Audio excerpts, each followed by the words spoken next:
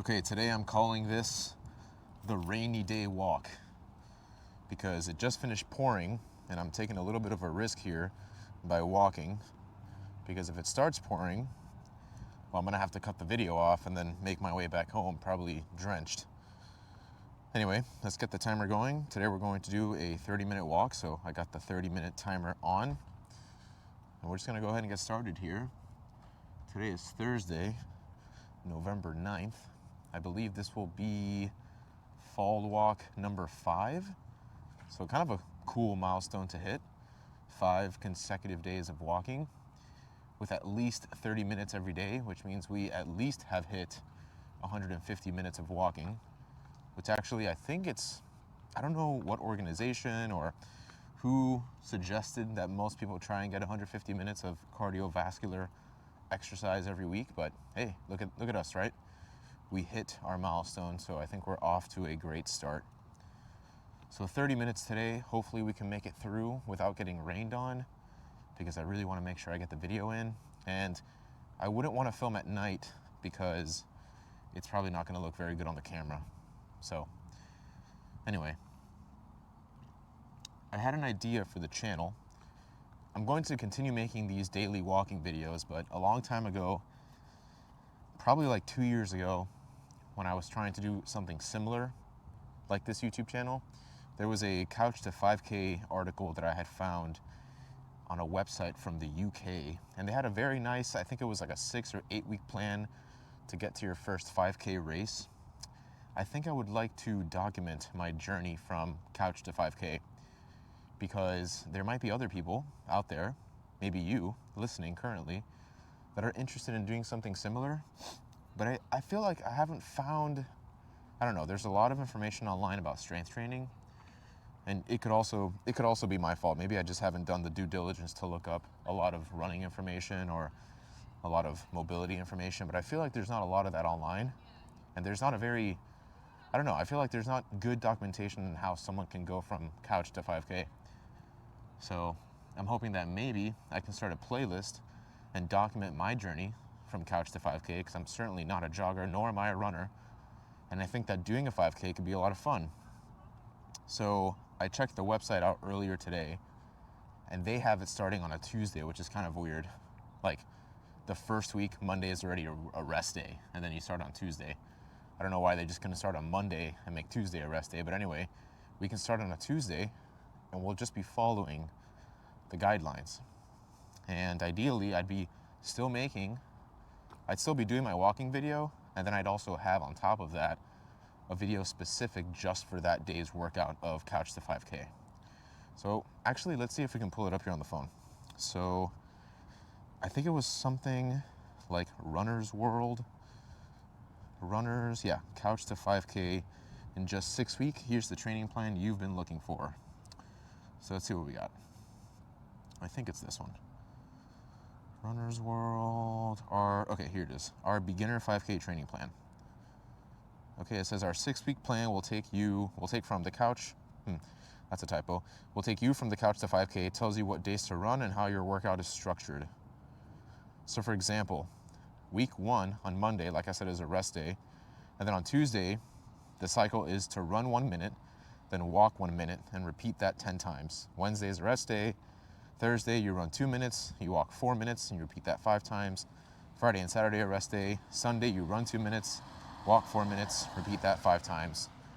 And we do that for 6 weeks, and literally on the Sunday of the 6th week, we have a 5K race. Now, I don't know how often 5K races happen in my area, so it might have to be one of those things I plan ahead of time. For example, let's say there wasn't like a 5K race until March, but I started now.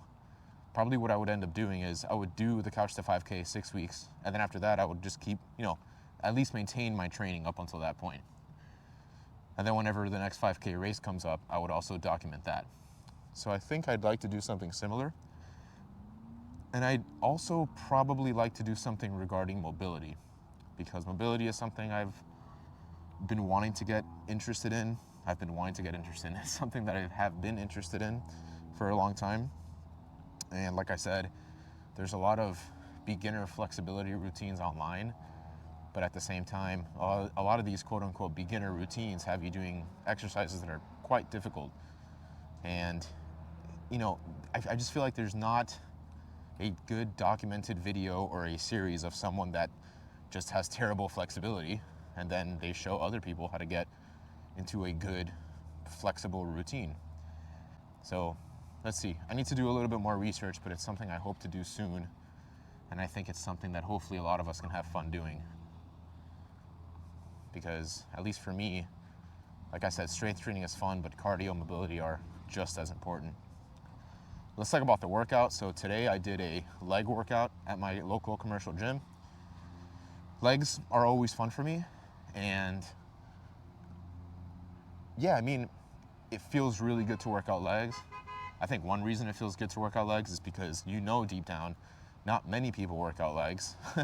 So I feel like by you working out legs, you're setting yourself apart, and that's certainly a lot of fun. So what I did for legs today, I did leg extensions. Actually, today I started on lying hamstring curl, and let me see if I can remember my rep ranges. I think I did 5 sets. I started off with 30 pounds on the machine. I did 20 of those as a warm-up.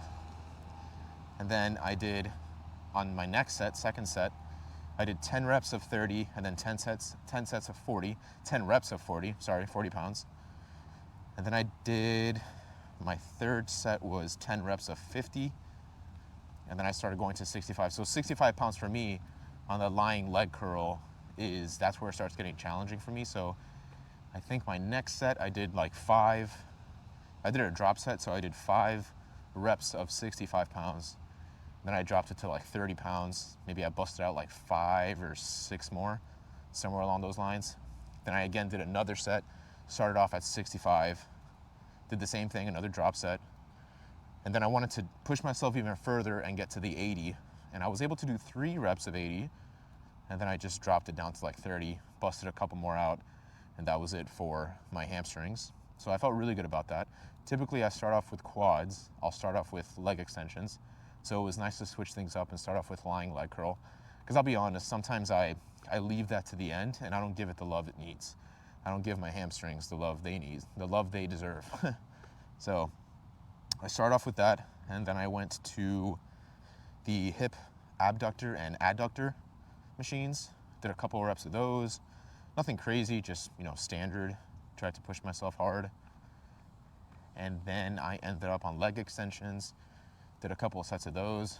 I think the last time I did leg extensions, I was really happy because I got to 100 pounds, and this time I went to 110. So that was pretty cool.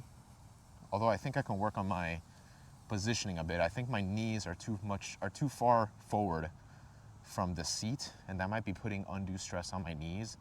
I need to actually research if there's, is that actually a bad thing? I mean, they don't feel bad, but I feel like it could be bad, So it might just be one of those things like, oh, I'm young right now, maybe it doesn't hurt, but it's certainly doing damage enough that when I get older, I'll feel it.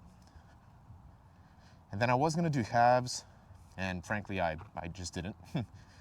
So tomorrow, I'm planning on doing a full body workout tomorrow, and I'll make sure I'll hit calves then. But all in all, it was a great leg workout. I'm happy that I'm just including it in my routine. I mean, it sounds obvious, like you should, but again, not a lot of people do. So it makes me very happy that I've been pretty consistent with hitting legs at least once a week, and that's important because the gains you get from leg day translate to a lot of other movements. I've heard that because your leg muscles are so big, they produce, after a leg workout, there's a lot of testosterone built up. So it could actually help you develop further gains in other areas, in other muscle groups. So it's a pretty nice side effect of training your legs. And also I just feel like even walking, I feel like when I walk, I'm just more stable. If I go up the stairs, it's just easier to do so. So even with not working out legs, even with just having worked out legs for a couple of weeks, you can already start to notice the difference. So pretty neat. Definitely enjoyed doing that. I also feel like another muscle group like that is core. I really have to get back into doing core. But I'll tell you, the reason that I haven't in so long is because I was one day working out my core and I had the worst core cramps. Like my ab muscles just started cramping up so badly that I just didn't want to experience that pain again. And so I stopped for a while doing core, like direct core work. But I remember being probably like 22 or 23, going to the gym a lot and doing a lot of core work. And I remember one day specifically, I think I was like doing bench press and I was just, doing it, a normal set, but my core just felt so strong. Like I really felt, let me just readjust the camera here. Sorry, just making sure. Okay, cool. Making sure everything's good. So I remember doing a set and it just felt, I just felt like my core was just so stable. Like nothing else in my body was moving. It was just my chest that was working. So you definitely notice when you develop a muscle enough, you really, really start noticing the side effect of it, obviously, right? So the core was a really great movement and it translates to nearly every exercise. I mean, the heavier lifts that you start doing, squats or bent over rows, really any exercise can benefit from a strong core. That's why a lot of times you hear people to, learn how to brace for movement, and having a strong core will certainly help you do that. So I would like to start doing some more core work again, starting off simple, nothing too crazy. But yeah, like I said, it was a good leg workout. I'll do my full body workout tomorrow, and then we'll be able to take some time off from the gym until Monday. But of course, we will continue doing our walking videos. I probably will post the one for tomorrow earlier in the day because I have a lot going on tomorrow, and I fear that if I don't do it in the morning, like I'll probably record it in the morning, but I'll upload it at night. Because yeah, I have a lot of stuff going on. I might not have time to edit it because let's actually talk about the flow right now for the videos. I feel like I might be doing something wrong. I try and tinker with my GoPro settings all the time, and it might just be my computer, like the read-write speed to the SSD. Even though I already have an SSD, it should be faster, but I'm moving 5K videos from my GoPro to my desktop. Like even these half-an-hour videos, they're multi-gig videos. So what I currently do is I buy myself like a micro SD card reader. I put the micro SD in the micro SD card reader on the desktop. Then I transfer the files from the card to the desktop. And then there's a open source tool I downloaded for Windows called Handbrake. And I believe it does a lot of things, but one of the things it does well is translate your video format or compress it. Because, these videos are multi-gig, so when I try to edit them, it takes forever to import them. So I compress them through Handbrake, and then I import those videos into my editing software.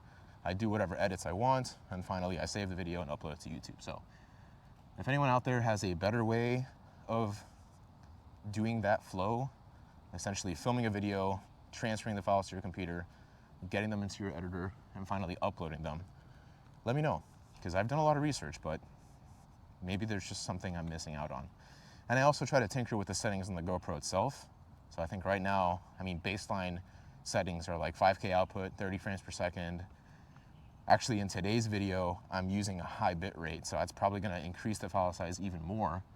But I just wanna make sure I have the best quality. Like I guess, it doesn't really matter how long it takes to transfer to my computer or even upload, because those are things that are, how do I say it? Like, they're asynchronous. Like, I can start the process of transferring files to my desktop, but it's not like I'm blocked from doing anything else. Like, during that time, I can cook, I can take a shower, I can play a video game, right? I can do anything, and then I just check on it later, do my editing, probably spend like half an hour or so doing some editing, and then when I upload it to YouTube, that's also something that's asynchronous. I don't have to really do anything. I just start the process, leave, and then at some point the video will be uploaded, and that's about it. So it's really not that bad. And I guess it's I wouldn't even say con of having high quality videos. That's just part of the process, but we'll see. I'm excited because I ordered some RAM for my computer. So I know I'm getting very technical here, but I currently have 16 gigabytes on my computer, but I'm able to max out at 64 gigabytes of RAM. And my previous desktop, like I just updated to a new desktop, but I'm coming from a gaming PC to a normal, I guess, I wouldn't even say it might be considered a performance PC. You know, high level specs, we got i7 processor with 500 gigabytes SSD, 16 gigabytes of RAM, no dedicated GPU, but that's fine. I'm not really a gamer, on PC at least. So I'm maxing out at 64 gigabytes of RAM. I should be getting my RAM sticks sometime this weekend, if not at least by Monday. And then after that, I probably will update the processor. So like I said, I have an i7, but I kind of just want to go for the i9, because the nice thing about this PC is it's a tiny tower, but it's roomy inside. So you really have a lot of room for customization, and you can tailor it to whatever you'd like. So I've never really had the opportunity to do that, and I feel like it's a little bit of a rite of passage for someone in my field, like software engineering, to kind of not build my computer from scratch. Like, I would love to do it at some point too, but at least update existing components. For people that are really in the field, you know that is called vertical scaling. When you quite literally, I mean, imagine you have, you know, your PC, you're updating individual components to get to the state of the art. You're sort of moving upwards, like vertically, all right? You're upgrading each individual component. So I'm vertically scaling my computer. Whereas the opposite, I mean, not to get into computer science or anything like this, but the opposite of that, or maybe not the opposite, but the other direction, horizontal scaling, means instead of having one amazing computer, I can have 2 mediocre computers, or however many I want, right? I can have 5 mediocre computers, but they're all working together on some computation. So anyway, not to get in the weeds of any of that, but it's good. It's gonna be a lot of fun. So yeah, looking forward to that coming in. And I'll let you guys know if that impacts just the entire flow of these videos. But I'm certainly having a lot of fun. Weather is great so far. Knock on wood, there's no wood around me, but if someone's standing close to wood, knock on it for me. Praying that the weather maintains. I'm really happy that this Saturday for the dog party, it's going to be sunny. It's like all the other days are somewhat okay, but on that specific day, it's going to be sunny. So that's also a nice, something I wasn't really expecting, to be honest, because you just never know. So let's see, time check. We have 12 minutes and 30 seconds left. It's easy to walk nowadays. I just feel like time flies. Yeah, so yesterday I tried doing the jogging. Let's talk about how I plan on filming these jogging videos. So I tried it with the chest mount. Obviously that was terrible, but we have to try things out to know if they're worth it, right? So I tried out the chest mount. That didn't work so well. I also have a head mount, which I watched some videos of some people that recorded their running online, and it seems like the head mount is the way to go. So I might start using that, especially when I start, well, definitely when I do the Couch to 5K videos. If I'm just doing walking, then maybe the head mount's okay. I'm sorry, not the head mount, the chest mount. But definitely if I'm doing the Couch to 5K videos, the head mount will be the way to go. And I've told myself that, you know, like I said, this is a challenge for me.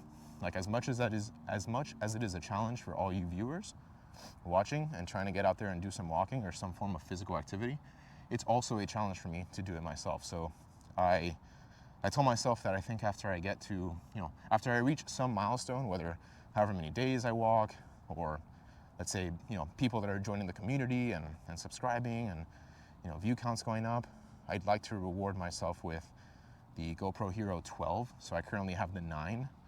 So I think that will be a nice jump. And it looks like they're offering a lot, you know, the technology has gotten even better in terms of stabilization. And they have really cool camera lens mods that go even a step further, you know, just increase the angle so that POV is really nice for viewers and the stability. So if I really want to start getting into running, that might be a good thing for me to do. But if you guys remember from a video I posted earlier, maybe like fall walk 1 or fall walk 2, I talked about not optimizing before, getting into a new habit. Like, I'm not gonna spend, I think it was like $480 for the bundle that comes with the max lens mod. I'm not gonna spend $480 on something before I even make it a habit, right? Because then I'm down $480 and now I just have this camera in my room that's doing nothing. I'll give you a great example. Like, before I started this channel, and now for the 3rd time, my GoPro was sitting pretty much for 2 years. Like, I didn't use it at all. Maybe a year, because the last time I used it was in Colorado. I went to Colorado in February of 2022, and I filmed myself snowboarding, and that was a lot of fun, but yeah. There's a lot of traffic right now. This is the worst time to be driving. So yeah, end of the week. Tomorrow's a US holiday, so we have Veterans Day tomorrow to honor our veterans. So it will be a nice day to relax, catch up on some work, some errands, get prepared for the dog party. It's weird because having a Friday off, having any day off is better than having no days off. But people don't really mind going to work on a Friday, But no one likes to go to work on a Monday. So it's like, yeah, I have Friday off, but on Monday I have to go back. But the good news is next week is a full week, Monday to Friday, but then the week after that is Thanksgiving. So we have a short week, just Monday, Tuesday, Wednesday. And then before you know it, we're hanging out with family. I'm really excited for Thanksgiving because I'll be able to split it with both my family and my girlfriend's family. We'll do a little bit of traveling, and I love hanging out with family. I grew up like that. I grew up with a very big family, so being able to just talk to a lot of people and be involved in family activities is pretty great. That means a lot to me. It's very important to me to be able to do that.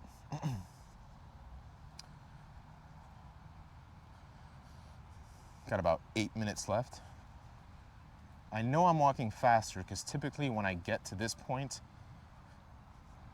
by the time I get to this point, typically I have like 7 minutes left. So it looks like I'm about a minute faster, which means I've increased my pace. So that's kind of good, right? That's a nice indicator that I'm doing something right. Very curious to see how the low lighting will do. I gotta do research into that too. Maybe there's a setting on the GoPro that will help me with low lighting situations like this. So we'll definitely have to check that out and see.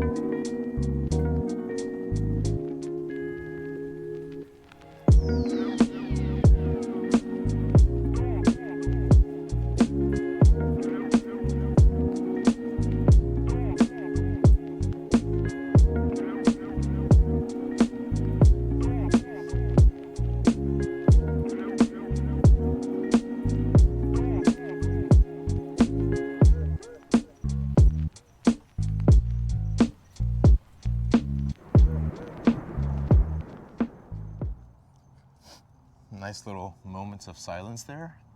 Hopefully you all enjoyed a little bit of the music in the background.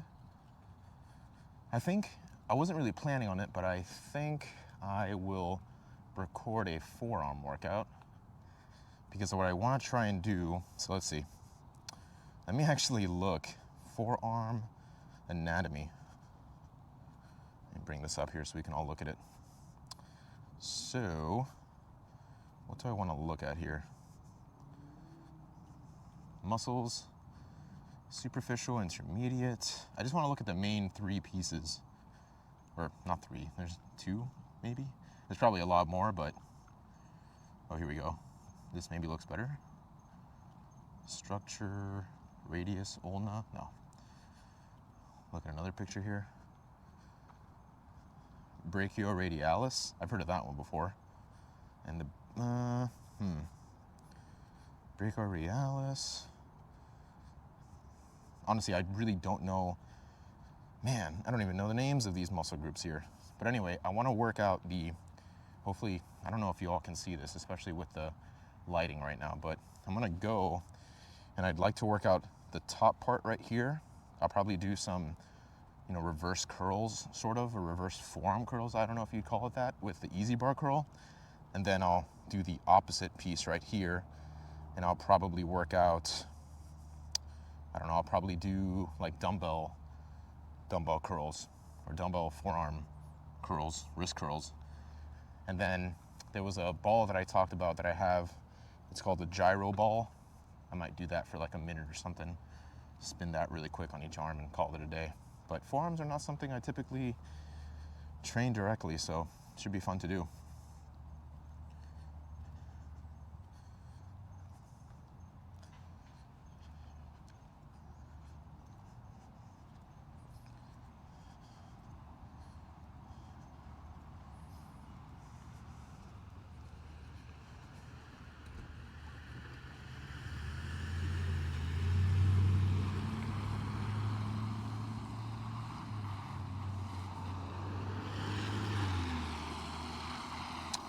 Yeah, important muscles found in the forearm include the brachioradialis, supinator, pronator teres, and pronator quadratus. So some of those I'll be working out. But I know there's other ways of working out forearms, and I feel like I'm definitely getting some extra work through the bicep routines I'm doing, arm day. But direct forearm work never hurt, and I feel like, correct me, I don't know if this is actually the case, but I feel like your forearms maybe can grow kind of quickly if you pay attention to them. Like neck training, I've heard, for example, your neck can grow pretty quickly if you work it out. So, got a little under 2 minutes now.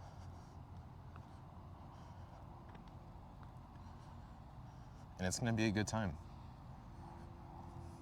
I really enjoy doing those post-walk workouts. It's a lot of fun.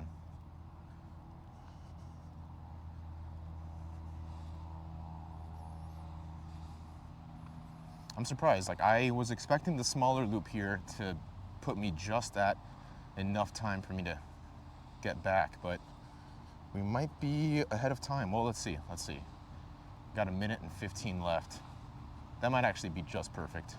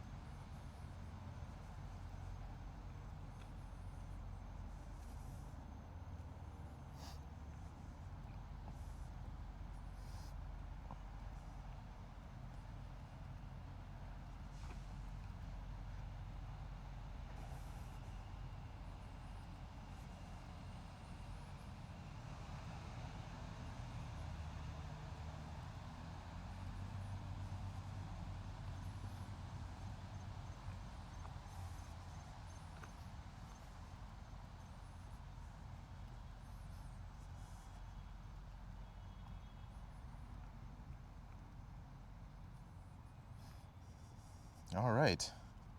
And the alarm just rang. So thank you everyone for watching the walking video today. Hope that you are all able to accomplish your 30-minute goal, or whatever time you put to yourself. Hopefully, again, these videos can serve as a reference for you, as a template to guide you in your own fitness journey. And let's go and get into the forearm workout. So I'll see you guys in a bit.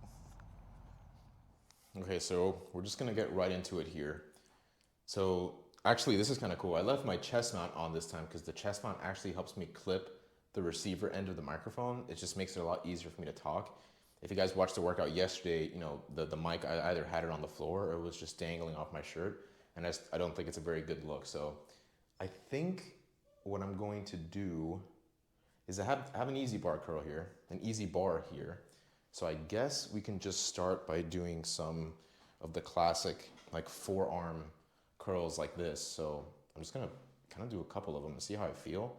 I don't even know if this is the best. I've seen people do it over the bench before, but I guess we can just use this as a little bit of a warm up. I'll do maybe, I don't know, 30 of these. Try to just really squeeze at the top right here and get a good pump.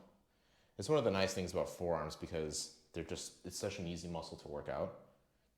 I don't need to worry about setting up an entire, rack or having to get like crazy weights to get a really nice pump in. So I definitely enjoy that aspect of it. So I'm just gonna keep going here. Everything's feeling really nice. I like the easy bar for this because I think the curve, the angle of the bar just makes it easier on my wrists.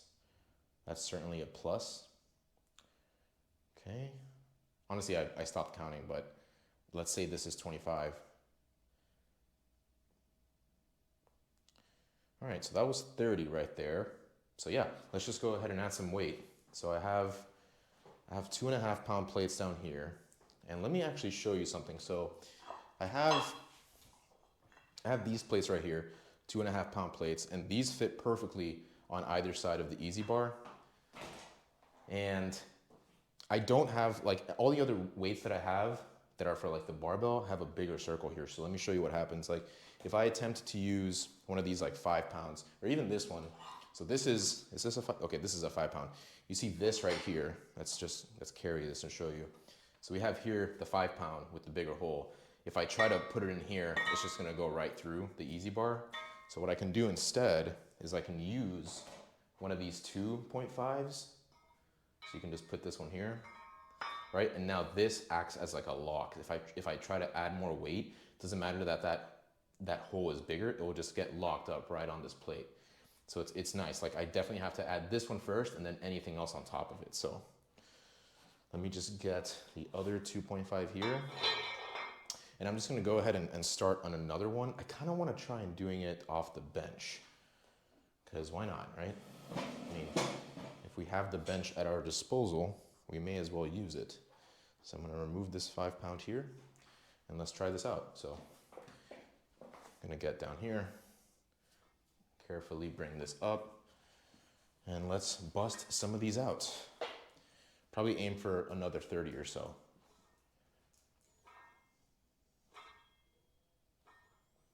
Okay, nothing too crazy. I haven't done direct forearm work in a very long time. I'm not looking to lift a very heavy amount of weight right now. I'm just looking to maybe start incorporating this into my training routine and make it a habit, That's the most important thing, consistency. So this is 12 right now. Definitely feel a nice burn. And a good forearm pump, good forearm pump feels good.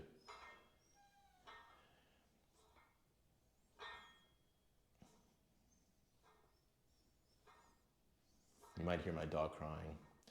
He wants to come in here, but my girlfriend's also out there. She's on the phone, so just to try and keep the audio regulated. Okay, so that was 30. Again, definitely feel it a lot more. Obviously, we've increased it by 5 pounds. So that's good. That feels really nice.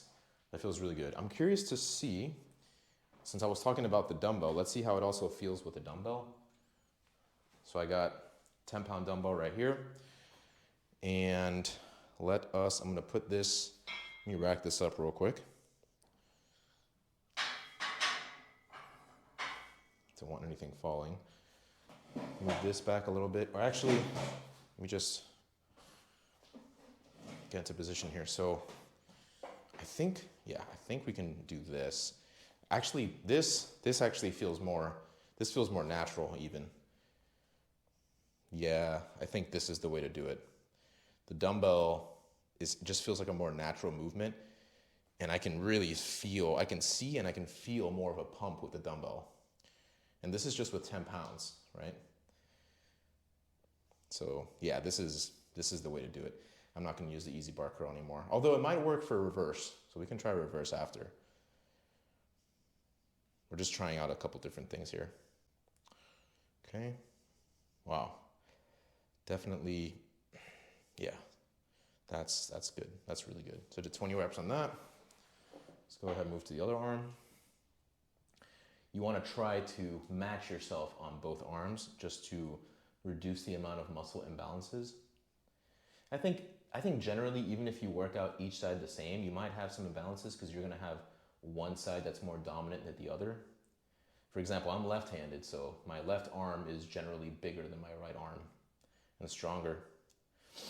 But I try to do everything I can to make sure I'm getting, you know, equal amount of work and intensity on either side. And that's for every muscle group.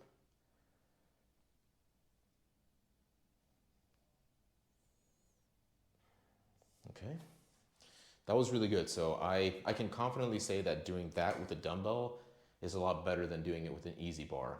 So you can go like this, or you can just, you know, and this movement's nice because it really, I have a lot of support here. Not saying, I mean, when I was on the floor, you know, sort of like on the bench, I had a lot of stability, but this is a nice position right here. I feel like I can really take control and really focus on my energy into that forearm muscle.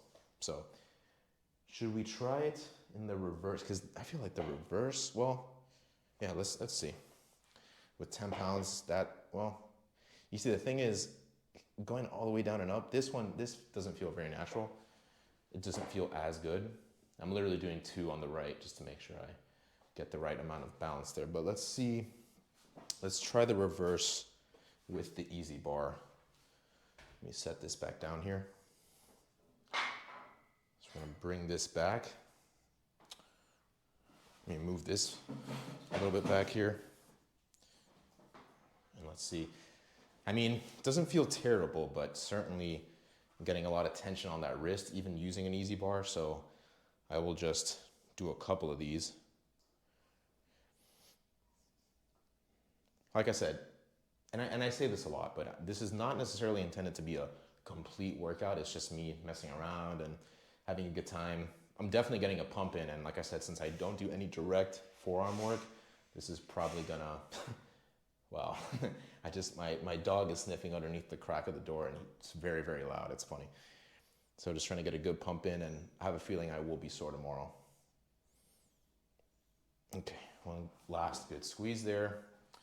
Let me go and get that gyro ball I was talking to you guys about. So let me just, I'll pause the video here. Or actually, I'll cut it so when I come back, there's not that gap in between. So I'll be right back.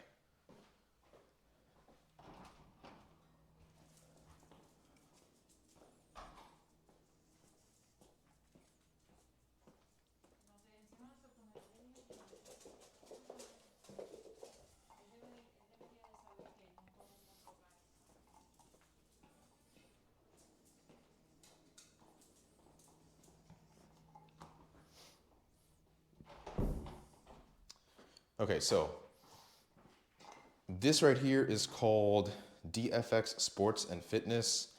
Anytime, anywhere. mydfx.com. I think this is called a Dynaflex.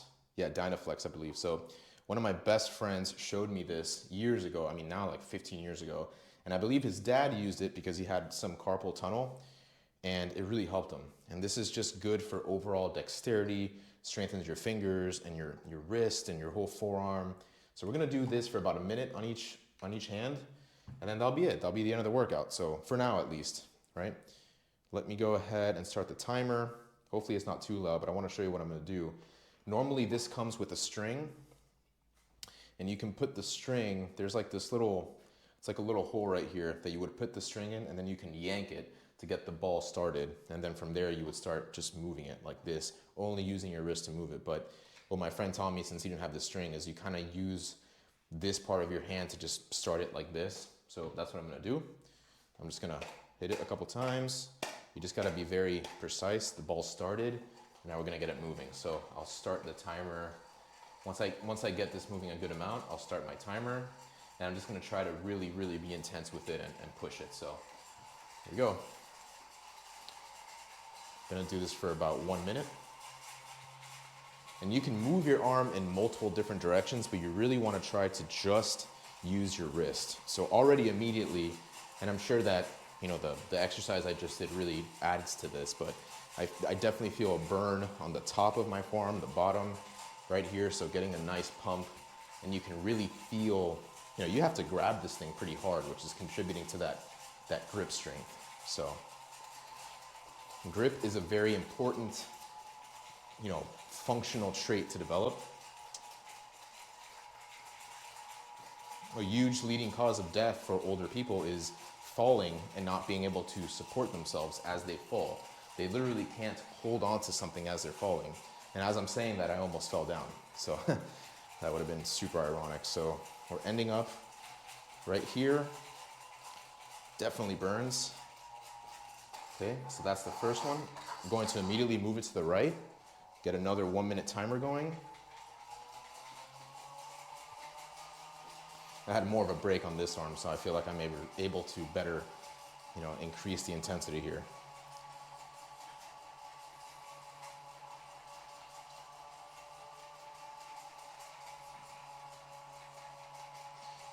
All right. I have to constantly click my phone to make sure I can see the timer. I don't have like the always on display for the iPhone. I have an older iPhone, so.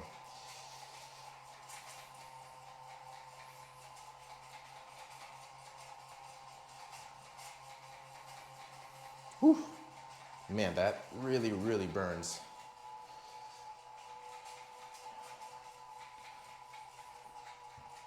You can probably hear it slowing down. You gotta really challenge yourself to keep that intensity up. But you feel it right away in your hands. Your hands feel like they can just grab onto things better. So that's pretty neat. And yeah, what I do to stop it is I just press it right up against my shorts, and it stops, and there you go.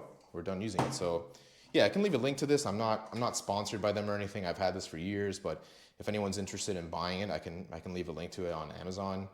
And yeah, I'm not affiliated with them. This link won't be like a affiliate link or anything like that, but just in case anyone's interested in getting a similar product, because it's good and you'll feel the strength almost immediately. So that's pretty nice. So yeah, that's today's video. I wasn't really expecting to do a forearm video, so it's nice that I was able to do it. And so just stay tuned for more walking videos, and hope you all have a great Thursday, and we'll see you next time. Take it easy.